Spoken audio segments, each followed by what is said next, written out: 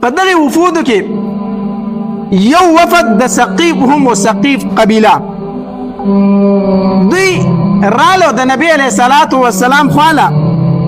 او د نبی علیه الصلاة والسلام په لاس باندې بیعت وکړو اسلام یې راوړو د هغه ثقیف قبیله چې کله نبی علیه الصلاة والسلام په طائف باندې حمله وکړله دوی په کلاګانو کې پناه واغسته او د هغې طرف نه مسلمانانو ته ډېر سخت تکلیف ورکړو سخت تکلیف په غشو باندې مسلمانان ویشتل ډېر صحابه کرام پکې شهیدان هم کړل بیا نبی علیه الصلاة والسلام صحابه کرامو ته وفرمایل وایي چې ځو دا کلا نه فتح کېږي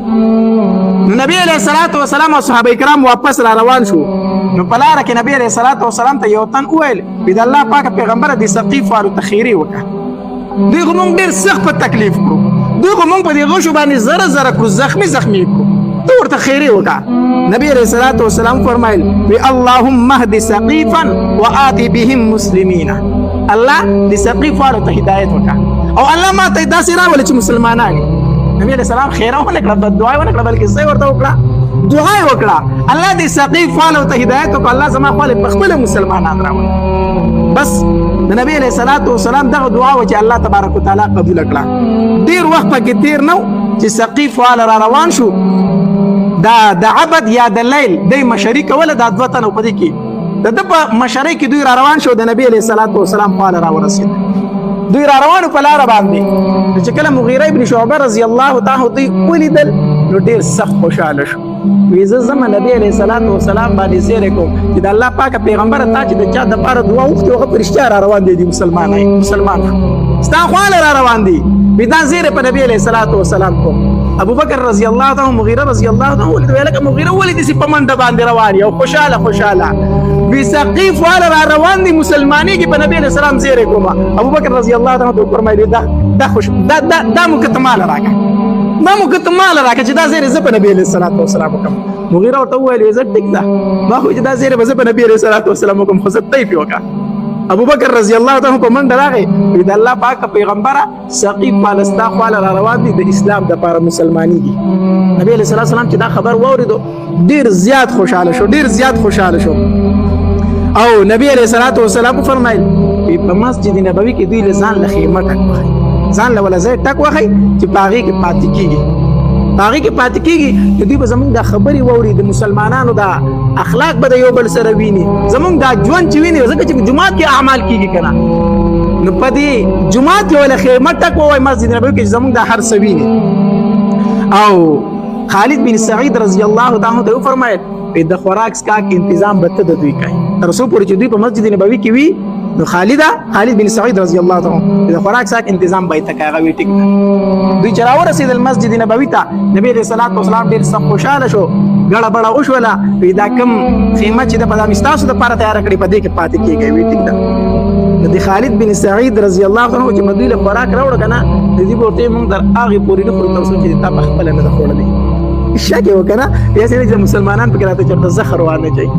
د خالد بن سعید چې مدینه خوراک راوړ دی به هغه پوری نه سکو وړم به ته تو خورستو به موږ خورو خالد بن سعید به خوراک وکړو دی به شروع شو به خړله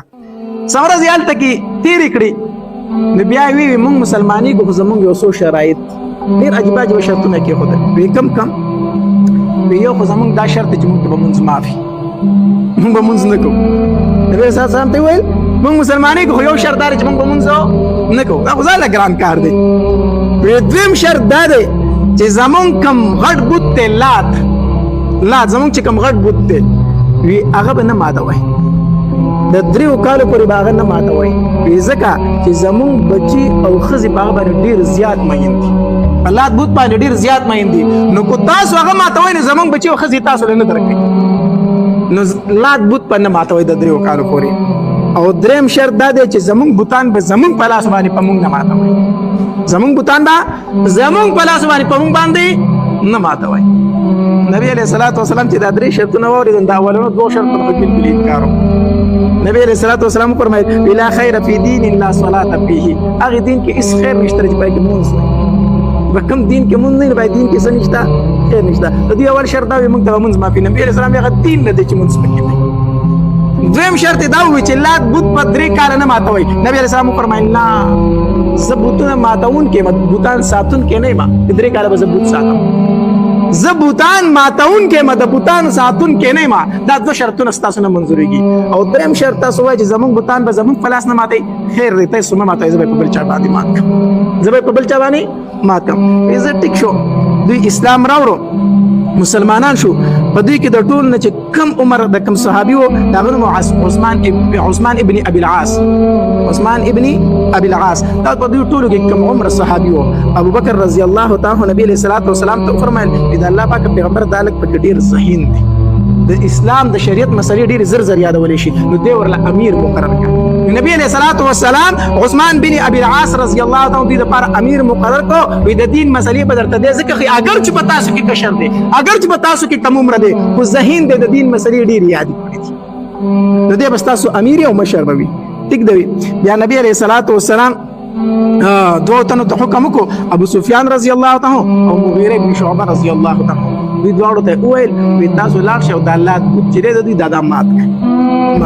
دوی دواړه روان شو ابو سفیان رضی الله تعالی ته څو ځله راغی غپات شو او دا مغیره بن شعبه رضی الله تعالی خپل لاړ طائف ته ورسید او چې ورسید نو د لات بود د ماتول چې اراده وکړه او خزه بچي خبر شو کړه نو ټول خزه د کورونو نو سرتور سر را منډي واهلي سرتور سر وروته به زمون لات لګره گزار ورنکي ګودري به در پیخه نقصان به در ورسي ځان دې نو ساته ګوره لات ته سونه وای مغیره ابن شعبه رضی الله عنه چې ستاګي خپل کوچت ور اپری خود ماته کو دړي کو هغه ډېر شي زر پراتو کالی پراتو ډېر سامانونه پراتو هغه راو غستل نبی عليه الصلاه والسلام راو د الله پاک پیغمبر د غلات بوت دا مالي غنیمت راوړ هغه سره خدا سره ودا شزونه سره نبی عليه الصلاه والسلام غریب صحابه کرام په باندې قرضه واغی لور پیدا تاسو په قرض بلې قرضې په سکای ادا کړي نو په هر حال دا یو وفد راغله او چې دا وفد ثقيب ورته ویل شي وفد ثقيب دوی رالو دا هغه ثقيب فالو چې مسلمانانو ته نبی عليه الصلاه والسلام ته ډیر تکلیفونه رسولي یا دوی رالو په اسلام کې څه شو داخل شو الله یې کوم